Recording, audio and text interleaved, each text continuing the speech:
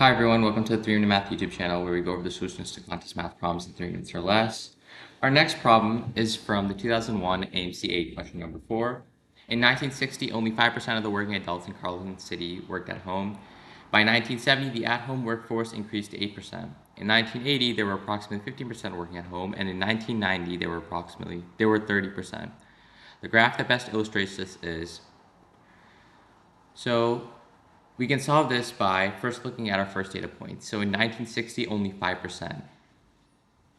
A shows 10% for that point, B, C show 5%, and then D and E show 5%.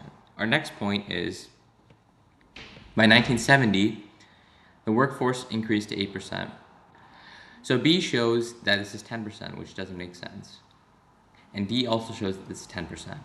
The only graphs that show 8% are E and C.